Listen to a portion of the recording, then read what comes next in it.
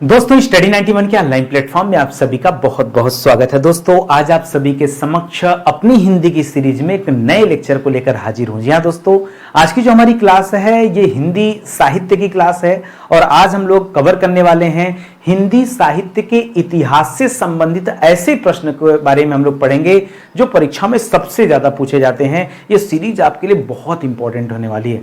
नाम का 25 सवाल है, मान के चलिए कम से कम 100 सवाल आपको इसी लेक्चर में मैं पढ़ाने वाला हूं। 100 के आसपास दोस्तों हम लोग सवाल पढ़ने वाले हैं और बहुत आनंद आएगा आपको पढ़ करके। एक बार क्लास में बने रहिए। मुझे लगता है आज हमारी 30वीं क्लास है, ठीक है। हमने आपसे प्रॉमिस किया था कि मैं आपको रोज नए नए टॉपिक पर क्लास दूंगा, तो अगर आपने क्लास नहीं देखा है तो एक बार पीछे की क्लास आप जरूर देख लीजिएगा। आज हमारी ये 30 नंबर की क्लास है, ठीक है। और 30 दिन में मैंने 30 अलग अलग हिंदी के चैप्टर पर चर्चा किया। कभी भी सेम चैप्टर पे बातचीत नहीं हुआ।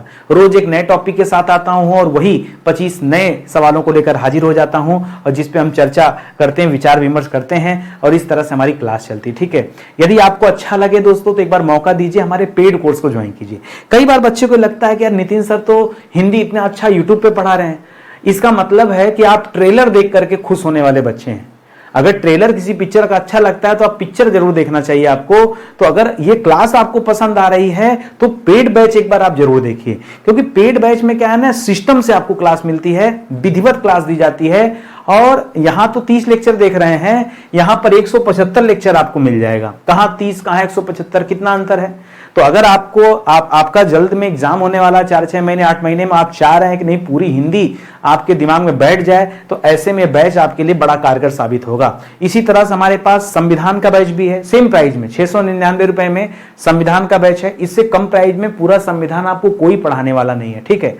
और लोगों से हम अलग हैं ये आपको भरोसा हो जाएगा जिस दिन आप बैच देखेंगे या बैच का डेमो भी देख लेंगे, तब भी आपको भरोसा हो जाएगा। ये डेमो आपको यहां देखने को मिलेगा। हमारा एप्लीकेशन स्टडी 91 ऑफिशियल, सारी क्लासेस इसी पे चलती हैं, आप आके चेक कर सकते हैं, देख सकते हैं, ठीक है। चलिए सीधे आते हैं अपने सवालों पर और पढ़ना आरंभ करते हैं। पहला सवाल दे रहा है हिंदी साहित्य की भूमिका, यह ग्रंथ का नाम है, कह रहा इसके लेखक कौन है। मैंने आपको एक ट्रिक दिया था, हजार भूमिका, ठीक है। मैंने एक ट्रिक दिया था आपको, इसके लिए एक छोटा सा ट्रिक आप याद रखेंगे, ठीक है। हजार भूमिका, ठीक है। हजार भूमिका यानी हिंदी साहित्य की जो भूमिका ये किताब है, यह ग्रंथ है, इसे लिखा है हजारी प्रसाद द्विवेदी जी ने, ठीक है। किसने लिखा है? हजारी प्रसाद द्विवेदी जी ने लिखा है, ये आप याद रखेंगे। इनकी कुछ और रचनाएं भी हैं दोस्तों, उस पर एक बार सरसरी निगाह डाल लीजिए, बहुत अच्छी अच्छी रचनाएं हैं। जैसे किताब इनकी है हिंदी साहित्य का आदिकाल, ठीक है। हिंदी साहित्य का आदिकाल, ठीक है। यह भी दोस्तों इन्हीं की रचना है, ठीक है। इसी तरह से एक रचना है बाण भट्ट की आत्मकथा, ठीक है। बाण भट्ट की आत्मकथा। इसी तरह से एक और रचना दोस्तों अशोक के फूल, हजार फूल, अशोक के फूल। इसी तरह से एक रचना है जिसका नाम है कूटज। क्या नाम दोस्तों? कूटज। ये सारी किसकी रचनाएं दोस्तों? ये जो रचनाएं बता रहा हूं ये परीक्षा में बार बार पूछी जाने वाली रचनाएं हैं, इनको आप याद रखेंगे। एक और रचना लिखिएगा पुनर्नवा, ठीक है। पुनर्नवा, ठीक है, या पुनर्नवा, ठीक है। पुनर्नवा लिखिए, पुनः नहीं, पुनर्नवा। पुनर्नवा भी दोस्तों इन्हीं की रचना है, तो ये आप लिख लीजिएगा, ठीक है। पुनर्नवा, ऐसे पुनर्नवा, ये सब भी दोस्तों इन्हीं की रचनाएं हैं। हजारी प्रसाद द्विवेदी जी की रचना है, यहां से भी सवाल पूछ लिया जाता है, तो इसको आप ध्यान से पढ़िएगा, समझिएगा। अगला सवाल कह रहा है महावीर प्रसाद द्विवेदी ने आदिकाल को क्या संज्ञा दिया है, ठीक है। चारण काल कहा है, आदिकाल कहा है, वीर काल कहा है या बीज वपन काल कहा है। महावीर प्रसाद द्विवेदी जी ने क्या कहा है ये आपको बताना है। चारण काल तो नहीं कहा है, चारण काल कहा है दोस्तों जॉर्ज ग्रियर्सन ने। किसने कहा है? दो लोगों ने इसे चारण काल नाम दिया है। एक जॉर्ज ग्रियर्सन नाम आता है, दूसरा नाम आता है डॉक्टर राम कुमार वर्मा जी का, ठीक है। डॉक्टर राम कुमार वर्मा जी का नाम आता है जिन्होंने चारण काल का नाम दिया है। आदिकाल नाम ये हजारी प्रसाद द्विवेदी जी ने दिया है, तो आदिकाल ये हजार वर्षों से चला आ रहा है, तो याद रखिएगा यह नाम जो है हजारी प्रसाद द्विवेदी जी ने दिया है, ठीक है। हजारी प्रसाद द्विवेदी जी ने। और सबसे कठिन सवाल ये जो दे रहा है वीर काल। देखिए वीर काल अलग है, वीर गाथा काल अलग है। वीर गाथा काल अगर आपसे पूछे तो रामचंद्र शुक्ल ने वीर गाथा काल नाम दिया था, ठीक है। अगर आपसे पूछ ले कि वीर गाथा काल आदिकाल का यह नाम दोस्तों किसने दिया था, तब आप क्या बताएंगे, आचार्य रामचंद्र शुक्ल जी ने यह नाम दिया। ठीक है, आचार्य रामचंद्र शुक्ल जी ने नाम दिया है। लेकिन यहां सवाल कर रहा है वीर गाथा नहीं, यहां सवाल दे रहा है वीर काल नाम दोस्तों किसने दिया है, तो यह नाम दोस्तों विश्वनाथ प्रसाद मिश्र जी ने दिया है। किसने दिया है, विश्वनाथ प्रसाद मिश्र। ठीक है, विश्वनाथ प्रसाद मिश्र जी ने दिया है। ठीक है, यहां आपका उत्तर हो जाएगा बीज वपन काल। महावीर प्रसाद द्विवेदी जी ने बीज वपन काल नाम दिया है, और महावीर प्रसाद द्विवेदी जी जो है सरस्वती पत्रिका के संपादक भी रहे, यह भी आप याद रखेंगे, बहुत अच्छा सवाल है। ठीक है, तो इन्होंने ही बीज वपन काल नाम दिया है महावीर प्रसाद द्विवेदी। ठीक है, महावीर का बीज, बजरंगी का बीज, बजरंग बली का बीज जिसके हृदय में वास कर गया, अब उसे किस बात का डर है। ठीक है, इस तरह से कोई ट्रिक बनाकर आप याद रख लीजिए तो ये आपको हमेशा याद रहेगा, नहीं तो कंफ्यूजन में आप भूल जाएंगे। ठीक है, आपको पता ही नहीं चलेगा कब महावीर प्रसाद द्विवेदी बोलना है, कब विश्वनाथ प्रताप मिश्र बोलना है, आप कंफ्यूजन में गलतियां कर देंगे। और यहां से बहुत सारे सवाल पूछे जाते हैं कि नामकरण जो है किसने किया है। ठीक है, चलिए अगले सवाल पर आते हैं। अगला सवाल दे रहा है कि हिंदी साहित्य को कितने कालखंडों में बांटा गया है। हिंदी साहित्य के कितने कालखंड बांटे गए दोस्तों, तो हिंदी साहित्य को बांटा गया दोस्तों 4 कालखंड में। कितने कालखंड हैं हिंदी साहित्य के, कितने कालखंड है, 4 कालखंड है। वही आदिकाल, भक्ति काल, रीति काल और आधुनिक काल। ये आप पढ़ते हैं ना, क्या क्या पढ़ते हैं दोस्तों, यही आप 4 काल पढ़ते हैं। ठीक है, एक पढ़ते हैं दोस्तों आदिकाल, एक पढ़ते हैं दोस्तों भक्ति काल, और एक पढ़ते हैं दोस्तों रीति काल, और एक पढ़ते हैं दोस्तों आधुनिक काल। ये दोस्तों 4 काल हैं। इसके दोस्तों कभी कभी अलग अलग नाम भी दे दिए जाते हैं, थोड़ा सा लीक से हटकर। ठीक है, जैसे क्या क्या दे सकता है, जैसे भक्ति काल को ही पूर्व माध्यमिक काल कहा जाता है। क्या कहा जाता है, इसी को पूर्व माध्यमिक काल कहा जाता है। रीति काल को उत्तर माध्यमिक काल कहा जाता है। ठीक है, उत्तर माध्यमिक काल कहा जाता है। और आधुनिक काल को गद्य काल कहा जाता है। ठीक है, आधुनिक काल को गद्य काल कहा जाता है। बाकी भक्ति काल को चारण काल कह लीजिए, वीरगाथा काल कह लीजिए। ठीक है, वीरगाथा काल का इस तरह से नाम दे सकते हैं। तो फिलहाल जो जरूरी था ये पूर्व मध्यकाल और उत्तर मध्यकाल वाली बात बहुत जरूरी थी बताना, ये आप याद रखेंगे। बाकी आदि काल को वीरगाथा काल और आधुनिक काल को जो है गद्य काल के नाम से भी जाना जाता है, ये आप याद रखेंगे। ठीक है, अगला सवाल करा हिंदी साहित्य का जो आधुनिक काल है ये कब से माना जाता है। आधुनिक काल वैसे तो माना जाता है दोस्तों, देखेंगे तो 1843 से माना जाता है। ठीक है, और ये जो डेटा है ये रामचंद्र शुक्ल जी ने दिया था, लेकिन 1843 ऑप्शन में है नहीं, इस वजह से दोस्तों आप 1850 दे सकते हैं।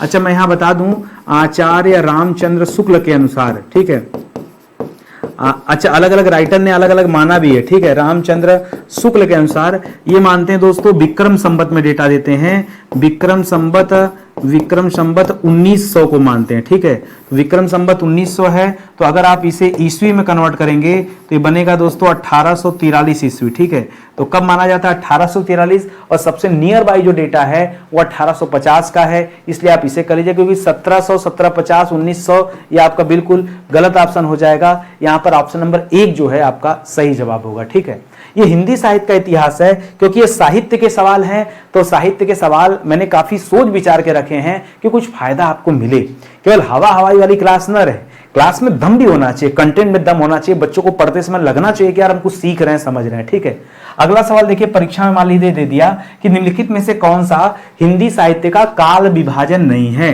देखिए, आधुनिक काल को तो गद्य काल कहा जाता है, ये सब आप जान ही रहे हैं। ठीक है, इसी को गद्य काल कहा जाता है।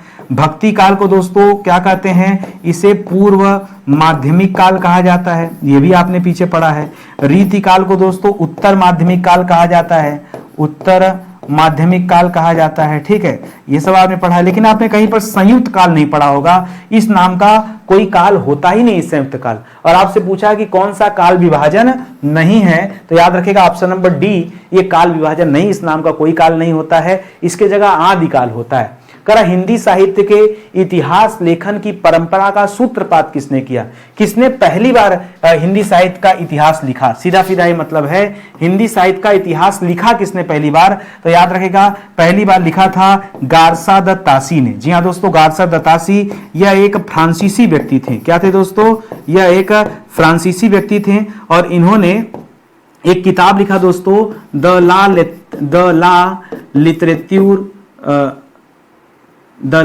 लिटरेट्यूर एंदुई हिंदुस्तानी, द ला लिटरेट्यूर एंदुई हिंदुस्तानी, ठीक है, एंदुई हिंदुस्तानी।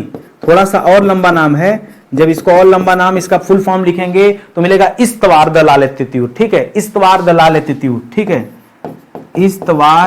इस्तवार द ला लिटरेट्यूर एंदुई हिंदुस्तानी। ये जो किताब है ये गारसा द तासी ने लिखा था। गारसा द तासी दोस्तों फ्रांसीसी व्यक्ति थे, तो ये किताब दोस्तों फ्रेंच भाषा में लिखी गई, 1839 ईस्वी में लिखी गई, ठीक है। फ्रांसीसी थे, इसीलिए हिंदी साहित्य का इतिहास किस भाषा में लिखा गया? फ्रेंच भाषा में लिखा गया और इसका पहला संस्करण 1839 ईस्वी में दोस्तों क्या हुआ? प्रकाशित हुआ था। तो यहां पर आप याद रखेंगे गारसा द तासी आपका उत्तर हो जाएगा। सोचिए, हिंदी साहित्य का इतिहास किसी भारतीय व्यक्ति ने नहीं लिखा है, वो विदेशी व्यक्ति ने लिखा है, फ्रांस के रहने वाले थे गारसा द तासी। ये आप जरूर याद रखेंगे, घुमा फिरा के यहीं से सवाल पूछेगा, 10 चक्कर पूछेगा। मैं खुद भी आपसे पूछने वाला हूं, तो अलर्ट होके पढ़िएगा और जवाब दीजिएगा। करा आदिकाल के लिए वीर गाथा काल, ये नाम दोस्तों किसने प्रस्तावित किया था? मैंने बता दिया था आपको, मैंने यहां पर आपको याद रखेगा वीर काल भी बताया था। वीर काल दोस्तों विश्वनाथ प्रताप मिश्र जी ने रखा था, ठीक है, विश्वनाथ प्रताप मिश्र जी ने इसे वीर काल कहा है, मैंने ये भी आपको बता दिया था।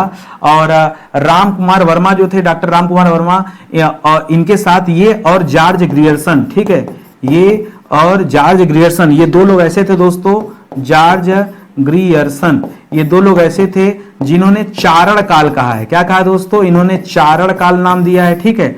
और राहुल सांस्कृत्यायन दोस्तों, यहां पे फिलहाल आपका उत्तर हो जाएगा रामचंद्र शुक्ल जी, ठीक है। हजारी प्रसाद द्विवेदी जी ने आदि काल नाम दिया था, मैंने आपसे कहा था, ठीक है, आदि काल की आदि मतलब हजारों वर्ष पुराना।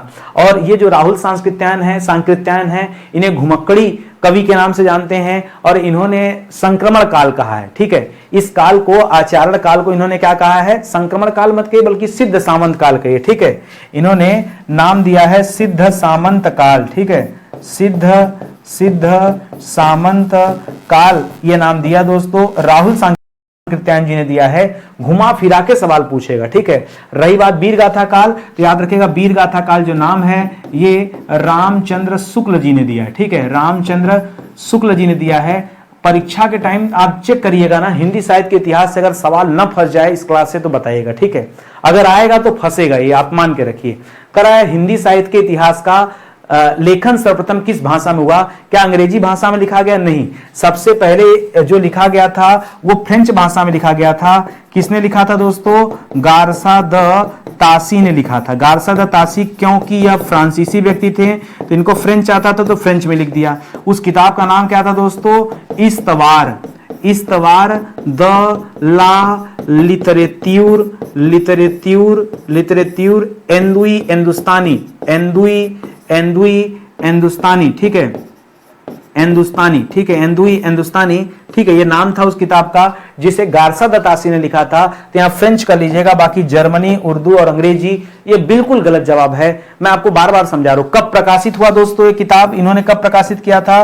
तो लिखिएगा 1839 में प्रकाशित, ठीक है, 1839 में प्रकाशित। 90 साल बाद जाकर के आचार्य रामचंद्र शुक्ल की किताब आएगी हिंदी साहित्य का इतिहास, वो 1929 में प्रकाशित हुई है, तो 90 साल बाद, ठीक है।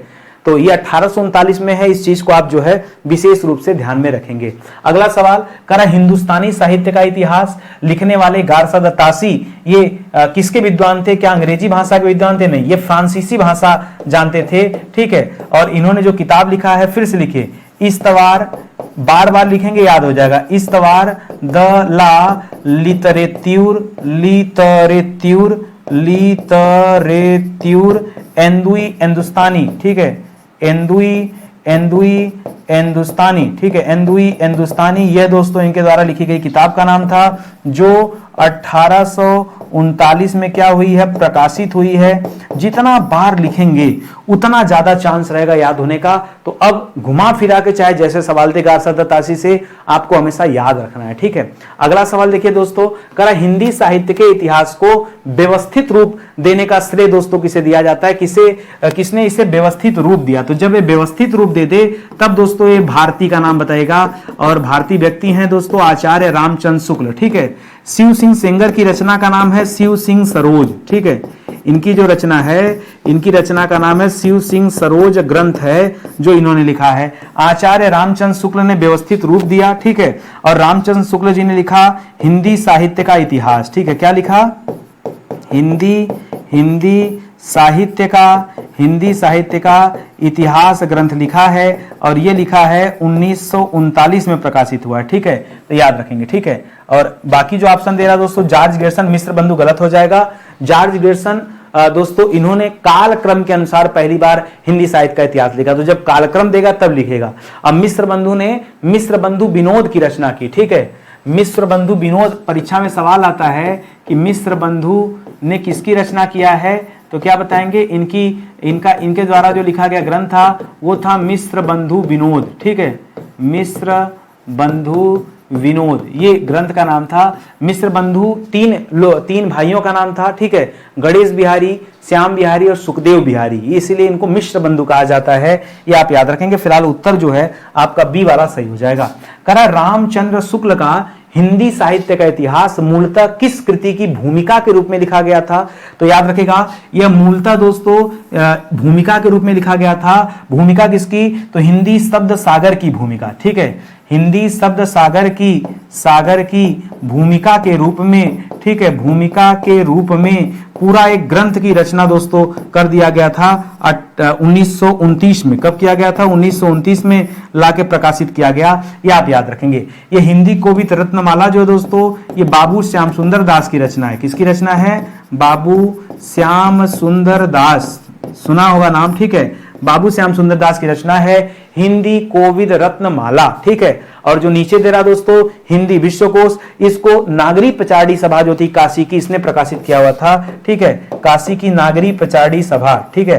काशी नागरी प्रचारणी सभा के द्वारा दोस्तों इसे निकाला गया था, ठीक है। सभा के द्वारा प्रकाशित किया गया था। और धर्मशास्त्र का इतिहास दोस्तों, ये मुझे नाम नहीं याद आ रहा है, ये एक महाराष्ट्र के रहने वाले जो है लेखक थे, उन्होंने दोस्तों लिखा था। मुझे इनका पूरा नाम तो नहीं पता, कांडे करके था, पीवी कांडे या ऐसे कुछ है, एक बार चेक कर लीजिएगा, ठीक है। पीवी कांडे, एक बार स्टार लगा दे रहा हूं, इसको चेक कर लीजिएगा, गलती की संभावना हो सकती है, ठीक है। बहुत दिन हो गया पढ़े, ठीक है। करा हिंदी साहित्य के सर्वप्रथम इतिहास ग्रंथ के रचनाकार कौन है। हिंदी साहित्य का सर्वप्रथम इतिहास ग्रंथ ये 1839 में लिखा गया था, और इसको लिखा था गारसादा तासी ने। किसने लिखा था, गारसादा तासी ने लिखा था, याद रखेंगे। और ये 1929 में आचार्य रामचंद्र शुक्ल ने लिखा है, ठीक है। आचार्य रामचंद्र शुक्ल जी ने लिखा है, ठीक है। और यहीं पर दोस्तों अगर 88 कर देता तो 88 में जॉर्ज ग्रियर्सन ने लिखा है, ठीक है। जॉर्ज ग्रियर्सन ने लिखा है। बाकी ये 1750 का आंकड़ा तो एकदम गलत है, ठीक है। तो यहाँ ऑप्शन नंबर 1 याद रखिएगा। 1839 में पहली बार गारसादा तासी ने जो है लॉन्च की थी अपनी किताब इस्तवार दला लिटरेत्यूर एंदु हिंदुस्तानी, ठीक है। बार बार बोली, आपको भी याद हो जाएगा, मुझे भी बड़ा समय लगा याद करने में, ठीक है। तो याद रखिएगा ऑप्शन नंबर 1 दोस्तों यहाँ पर आपका सही जवाब हो जाएगा। अगला सवाल, करा वह इतिहास ग्रंथ जिसमें लगभग 5000 कवियों का विवरण संकलित है। एक्चुअली में एग्जैक्ट डेटा दोस्तों 5000 नहीं है, यह है लगभग 4500, ठीक है। लगभग 4500 के आसपास कवियों का डेटा उस एक ग्रंथ में दोस्तों संकलित है। और उस ग्रंथ का नाम क्या दोस्तों, तो शिव सिंह सरोज नहीं, शिव सिंह सरोज की रचना शिव सिंह ने किया था। ये मिस्र बंधु विनोद आप याद रखेंगे, ठीक है। हिंदी साहित्य का इतिहास और हिंदी साहित्य का अतीत नहीं, ठीक है। तो मिस्र बंधु विनोद दोस्तों, इसे मिस्र बंधुओं के द्वारा लिखा गया है, इसे मिस्र बंधुओं ने लिखा है। मिस्र बंधुओं में कुल 3 लोगों का नाम आता है। क्या क्या नाम आता है, श्याम बिहारी, गणेश बिहारी और सुखदेव बिहारी, ठीक है।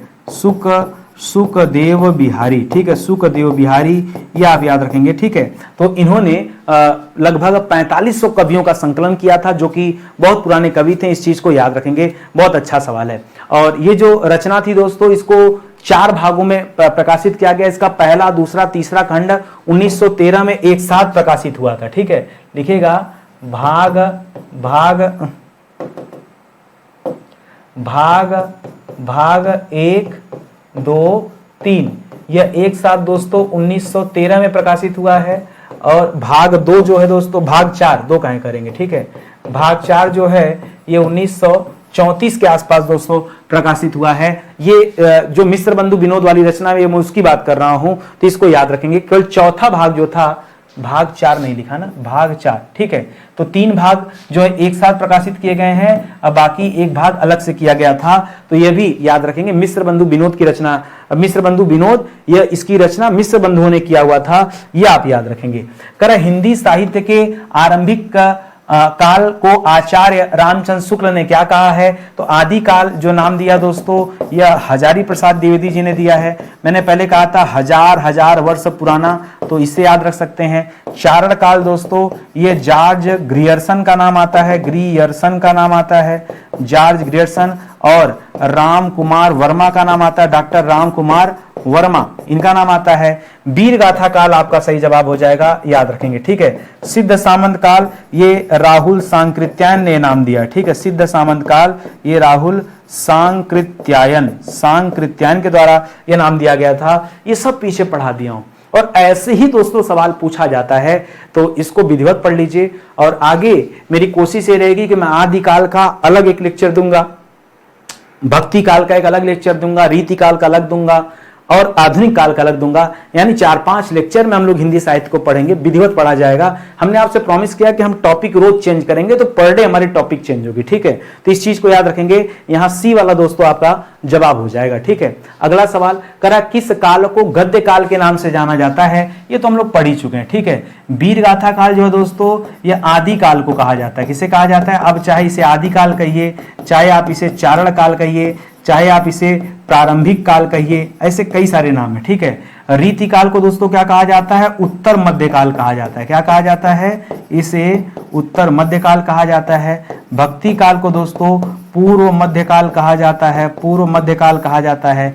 आधुनिक काल आपका जवाब हो जाएगा, आधुनिक काल को गद्य काल कहा जाता है। क्या कहा जाता है? गद्य काल कहा जाता है। इसी को भारतेंदु युग भी कहा जाता है, ठीक है, भारतेंदु युग कहा जाता है, ठीक है। तो ये भारतेंदु को एक तरह से दोस्तों मुख्य भूमिका में रखा गया है आधुनिक काल के, तो डी आपका जवाब हो जाएगा। करा पूर्व मध्यकाल, जैसे पूर्व देखा समझ जाइए भक्ति काल की बात कर रहा है। किसकी काल बात कर रहा है दोस्तों? भक्ति काल की कर रहा है। करा पूर्व मध्यकाल को हिंदी साहित्य में किस नाम से जानते हैं? तो इसे जानते हैं दोस्तों भक्ति काल के नाम से, ठीक है। गद्य काल मत करिएगा दोस्तों, क्यों? क्योंकि गद्य काल को जाना जाता है आधुनिक काल के नाम से, ठीक है। भक्ति काल को जाना जाता है पूर्व मध्य काल के नाम से, पूर्व मध्य काल के नाम से। और रीति काल को जाना जाता है दोस्तों उत्तर मध्य काल के नाम से, ठीक है, उत्तर मध्य काल के नाम से। और आदि काल को जाना जाता है दोस्तों चारण काल के नाम से। ये आप याद रखेंगे, तो आपका उत्तर क्या हो जाएगा? सी जो है बिल्कुल आपका सही जवाब हो जाएगा, ये आप ध्यान में रखेंगे, ठीक है। अगले सवाल पर आइए। करा निम्न में से जो असत्य कथन है, थोड़ा सा डिफिकल्ट सवाल दे रहा हूं, ठीक है। निम्न में से जो गलत कथन है उसको ढूंढ करके आप बताइए, ठीक है।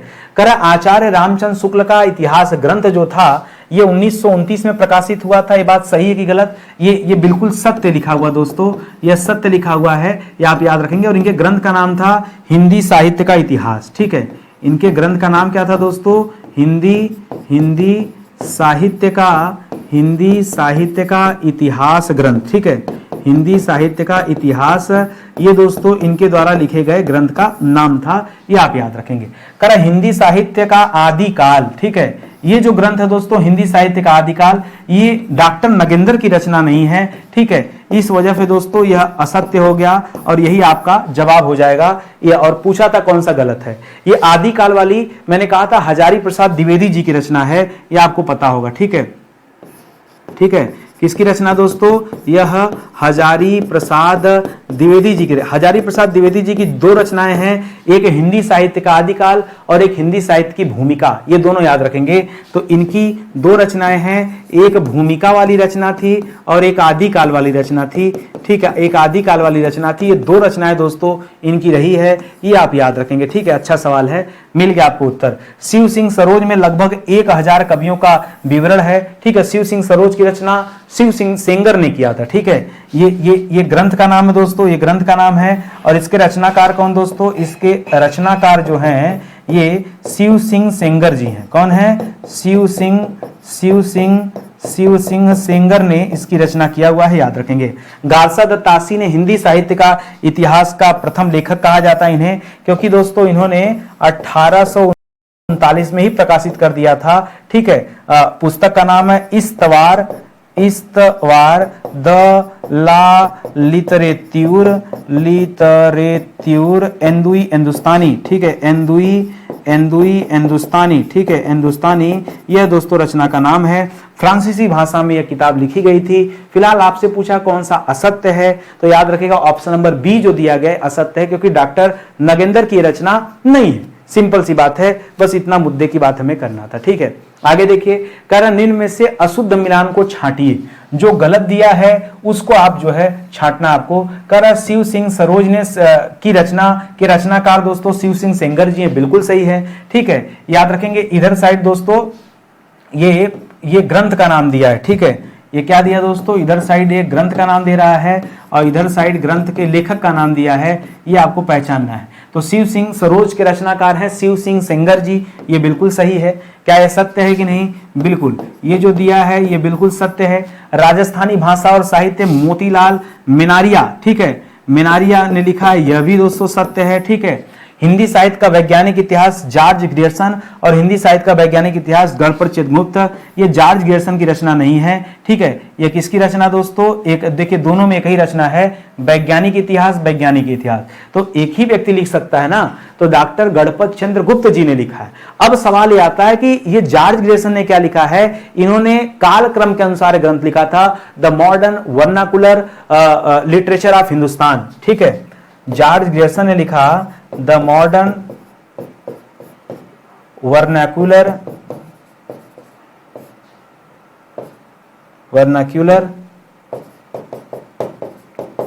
लिटरेचर ऑफ हिंदुस्तान, ठीक है। और याद रखिएगा ये काल क्रमानुसार लिखी गई पहली पुस्तक है, काल क्रमानुसार, इसमें सब कुछ डेटा काल क्रमानुसार दिया गया है, तो ये पहली ऐसी पुस्तक है, इसे भी याद रखेंगे। इसे लिखा था जॉर्ज ग्रियर्सन ने। एक सवाल और याद रखिएगा, 1888 में लिखा था, मैंने पीछे आपको एक जगह दे दिया था लिख के पहले, ठीक है। 1888 में ये जॉर्ज ग्रियर्सन ने इस किताब की रचना की हुई है, तो यह भी याद रखेंगे, बहुत प्यारा सा सवाल है, ठीक है। और आगे बढ़िए, करा कि हिंदी साहित्य के प्रथम कालखंड को बीज वपन काल का नाम दोस्तों किसने दिया है, ठीक है, बीज वपन काल ये किसने कहा है। आइए अब यहां हम थोड़ा विस्तार से पढ़ते हैं दोस्तों। ये जो नाम दे रहा धीरेन्द्र वर्मा, ये धीरेन्द्र कृष्ण शास्त्री जी नहीं है, धीरेन्द्र वर्मा ने जो नाम दिया है, ये नाम दिया है अपभ्रंश काल। क्या नाम दिया दोस्तों, इन्होंने अपभ्रंश काल नाम दिया है। शिव सिंह सेंगर ने आदिकाल के ऊपर कोई टिप्पणी नहीं किया है, बल्कि रीतिकाल भक्तिकाल पर टिप्पणी किया है, लेकिन यहां टिप्पणी नहीं किया है। मिश्र बंधु विनोद, इन्होंने प्रारंभिक या पूर्व प्रारंभिक काल कहा है, ठीक है। इन्होंने क्या कहा है दोस्तों, इन्होंने प्रारंभिक काल कहा है या फिर पूर्व प्रारंभिक काल कहा है, ठीक है, पूर्व प्रारंभिक काल, ठीक है। ये दोस्तों मिश्र बंधुओं ने कहा है। आपका उत्तर हो जाएगा महावीर प्रसाद द्विवेदी, ठीक है। महावीर प्रसाद द्विवेदी ने वीर काल भी कहा था। क्या कहा था, ठीक है, वीर काल भी कहा था, मैंने शुरू में ही बता दिया था, ठीक है। आइए दिखा देता हूं एक बार, ठीक है। महावीर प्रसाद द्विवेदी जी ने, देखिए विश्वनाथ प्रसाद मिश्र जी ने कहा था वीर काल ना, हाँ देखिए ये था अलग। महावीर प्रसाद द्विवेदी जी ने आदि काल की संज्ञा दिया है। इसके अलावा मुझे लगा कुछ तो गड़बड़ जा रहा है, ठीक है, तो इन्होंने इसको हटा दीजिए, ठीक है। वीर काल ये विश्वनाथ प्रसाद मिश्र जी ने दिया, इन्होंने आदिकाल कहा है, इन्होंने आदिकाल कहा है, और क्या कहा है दोस्तों, बीज वपन काल कहा है, बीज वपन काल, ठीक है, बीज वपन काल का है। दोनों आप याद रखेंगे, यहां डी आपका उत्तर हो जाएगा इस सवाल का। करा रीति काल को श्रृंगार काल दोस्तों किसने कहा है? रीति काल को श्रृंगार काल किसने कहा है दोस्तों? ये विश्वनाथ प्रसाद मिश्र जी ने कहा रीति काल को श्रृंगार काल। ठीक है, विश्वनाथ प्रताप मिश्र जी ने कहा है। इन्होंने किताब लिखा है हिंदी साहित्य का अतीत। इनकी रचना क्या है दोस्तों? इनकी रचना है हिंदी साहित्य का अतीत। ठीक है, तो अतीत किसका? याद रखेगा, विश्व का अतीत। ठीक है, इस तरह से आपको याद रहेगा, विश्व का अतीत। ठीक है, और रमाशंकर शुक्ल रसाल जो थे, इन्होंने कला काल का दर्जा दिया है। ठीक है, इन्होंने क्या कहा है? इन्होंने कला काल कहा है, कला काल कहा है, याद रखेंगे। हमारे सबसे प्रिय रामचंद्र शुक्ल जी ने रीति काल ही नाम दे दिया है, इन्होंने कुछ नहीं चेंज किया। ठीक है, इन्होंने क्या नाम दे दिया है? इन्होंने रीति काल ही नाम दे दिया है भाई, रीति काल को रीति काल ही नाम दिया है। अब मिश्र बंधु विनोद ने अलंकृत काल नाम दिया है। क्या नाम दिया है? इन्होंने अलंकृत काल नाम दिया है। ये सब रीति काल के नामकरण हैं। ठीक है, तो अलग अलग कालखंड के नामकरण से संबंधित खूब सारे सवाल पूछे जाते हैं और वो सवाल ऐसे ही होते हैं। ठीक है, ये जो मैंने बताया हिंदी साहित्य का अतीत, इसको जरूर याद रखेगा। कई कलेक्शन हो गया, जैसे हिंदी साहित्य का इतिहास ये रामचंद्र शुक्ल की रचना है। हिंदी साहित्य का अतीत ये विश्वनाथ प्रसाद मिश्र की रचना है। इसी तरह से हिंदी साहित्य की भूमिका हजारी प्रसाद द्विवेदी जी की रचना है। हिंदी साहित्य का आदिकाल ये भी हजारी प्रसाद द्विवेदी जी की रचना है। हिंदी साहित्य का वैज्ञानिक इतिहास गणपत चंद्रगुप्त की रचना है, पीछे हमने बताया आपको। तो इस तरह से आप पढ़िए, पढ़ने के साथ साथ याद भी रखिए। साहित्य जो आपको बहुत कठिन लगता है, एक्चुअली में कठिन नहीं है, ये बस खाली आपके सामने प्रस्तुत ऐसा हुआ कि कठिन लग रहा है। 2-4-10 बार पढ़ेंगे तो याद होने लगेगा। कह रहा है किशोरी लाल गुप्त, ये वो व्यक्ति हैं जिन्होंने जॉर्ज ग्रियर्सन की रचना का अनुवाद कर दिया। कह रहा है किशोरी लाल गुप्त की पुस्तक जो है दोस्तों हिंदी साहित्य का प्रथम इतिहास, इनमें से किस पुस्तक का अनुवाद है? तो इस्तवार दला लिटरेचर इंडो हिंदुस्तानी, यह तो गारसा द तासी की रचना थी। ठीक है, किसकी रचना थी? गारसा द तासी की, लेकिन इसका अनुवाद नहीं है। A history of Hindi literature, यह भी नहीं दोस्तों। The modern vernacular literature of Hindustan, ठीक है, ये आप याद रखेंगे। ये जो जॉर्ज ग्रियर्सन की रचना थी, इसका दोस्तों इन्होंने अनुवाद किया था। जॉर्ज ग्रियर्सन की रचना का अनुवाद किया था, ये आप याद रखेंगे। और ये जो स्केच ऑफ हिंदी लिटरेचर है, ये एडविन ग्रिप्स की रचना है। किसकी रचना है दोस्तों? इसको लिखा है एडविन ग्रिप्स। ठीक है, एडविन ग्रिप्स।